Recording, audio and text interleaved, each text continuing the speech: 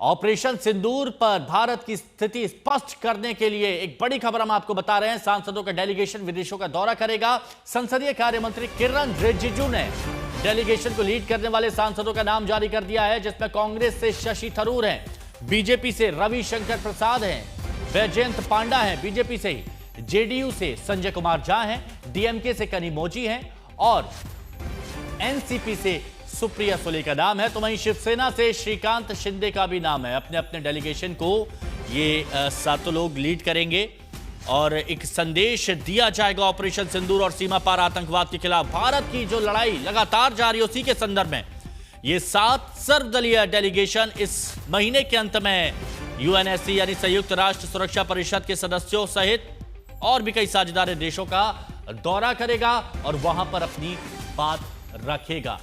एक बात स्पष्ट किरण रिजिजू की तरफ से कही गई है, जिसमें उनकी तरफ से यह कहा गया है कि a powerful reflection of national unity above politics, यानी राजनीति से ऊपर उठकर। राहुल गौतम हमारे सहयोगी हमारे साथ में जुड़े हुए हैं, साथ ही प्रणय उपाध्याय भी हमारे साथ में जुड़े हुए हैं। प्रणय, राजनीति से ऊपर उठकर यह फैसला लिया गया, इस डेलीगेशन की क्या भूमिका रहने वाली है? देखिए हिमांशु, ये पहला मौका नहीं है। इससे पहले भी इस तरीके के आउटरीच हुए हैं, लेकिन इस समय में ये दिखाने की जरूरत है कि ये किसी एक दल का मामला नहीं है, ये किसी एक सेक्शन का मामला नहीं है, बल्कि ये पूरे देश का नेशनल रिजॉल्व है। इसीलिए सर्वदलीय प्रतिनिधिमंडल जो है वो दुनिया के कई देशों के अंदर भेजा जाएगा, साथ खास तौर पर संयुक्त राष्ट्र सुरक्षा परिषद के अंदर भेजा जाएगा। संयुक्त राष्ट्र संघ के अंदर इससे पहले भी ऐसा हुआ है कि विपक्ष के नेताओं की अगुवाई के अंदर भेजा गया है। आपको याद होगा पूर्व प्रधानमंत्री नरसिम्हा राव ने उस समय तत्कालीन नेता विपक्ष अटल बिहारी वाजपेयी की अगुवाई के अंदर संयुक्त राष्ट्र सुरक्षा परिषद के अंदर, संयुक्त राष्ट्र महासभा के अंदर भारत का प्रतिनिधिमंडल भेजा था। ये एक नेशनल रिजॉल्व है, एक नेशनल एक्शन प्लान है, जिस एक्शन प्लान के तहत दुनिया को यह सेंसिटाइज किया जाएगा कि भारत लड़ाई पाकिस्तान के खिलाफ नहीं लड़ रहा, बल्कि आतंकवाद के खिलाफ लड़ रहा है और पाकिस्तान उस आतंकवाद का गुनाहगार है जो कि भारत के अंदर कई घाव देता रहा है। 40 सालों के आतंकवाद के घाव हैं भारत के पास में, और इसके बाद भारत ने आतंकवाद के खिलाफ अपनी नीति को बदलने का फैसला लिया है। यह भारत की मजबूरी भी है, लेकिन भारत की मजबूती भी है। जी, और ये मजबूती यहां दिखाई भी दे रही है। राहुल, ये कहा जा सकता है कि राजनीति से इतर हटते हुए सभी इस डेलीगेशन में शामिल हैं, अलग अलग दल के लोग, और ये पूरी दुनिया में ये संदेश देंगे कि भारत आतंकवाद के खिलाफ रहा है और एकजुटता के साथ रहा है। बिल्कुल हिमांशु, और देखिए जो 7 जिन नेताओं का नाम सामने आए हैं, वो उसमें से सिर्फ 2 बीजेपी से हैं, बाकी एक कांग्रेस से है, एक शिवसेना से है, एक एनसीपी से है। तो कुल मिलाकर सरकार की तरफ से कोशिश की गई है कि जो पॉलिटिकल स्पेक्ट्रम है उसके तमाम जो स्टेक होल्डर्स हैं उनको इसमें जगह दी जाए। ये तमाम जो 7 लोग हैं, यानी शशि थरूर, रविशंकर प्रसाद, सुप्रिया सुले, ये तमाम लोग डेलीगेशंस को लीड करेंगे।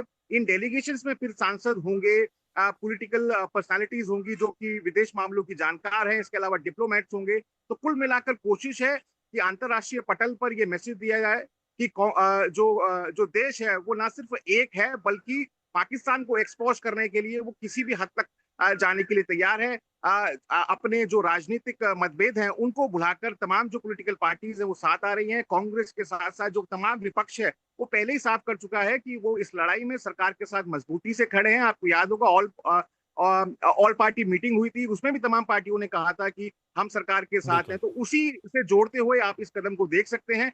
कोशिश है सरकार की तरफ से कि ये मैसेज दिया जाए कि ना सिर्फ जो पूरा राजनीतिक तंत्र है देश का वो एक है, बल्कि वो एक साथ मिलजुल कर पाकिस्तान को एक्सपोज करने के लिए दुनिया के अलग अलग कोनों में जाकर भारत की आवाज को भी बुलंद करेगा। और बिल्कुल ये 7 नामों का जो चयन किया है, जब ये बोलते हैं तो इनकी बात करने की शैली की भी दुनिया मुरीद है और दुनिया सुनती भी है। अब आप दोनों का बहुत बहुत शुक्रिया हमारे साथ जुड़ने के लिए और इस बातचीत के लिए। तो सरकार के इस फैसले पर कांग्रेस के नेता जयराम रमेश वो क्या कह रहे हैं, वो भी सुनिए। सुनने में आया है कि एक प्रतिनिधिमंडल अलग अलग देशों में भेजा जाएगा, बहुदलीय प्रतिनिधिमंडल सांसदों का। इसमें ज़रूर कांग्रेस पार्टी अपनी जो सांसद हैं उसको नियुक्त करेंगे। हम राष्ट्रीय हित पर हम निर्णय लेते हैं, राष्ट्रीय हित सर्वोपरि है, सुरक्षा सर्वोपरि है। हालांकि सर्वदलीय बैठक की मांग प्रधानमंत्री ने नहीं स्वीकारी, विशेष सत्र की मांग नहीं स्वीकारी। संदेश दिया जा रहा है जब देश की बात आती है तब राजनीति और सियासत नहीं होती है, तब एकजुटता होती है।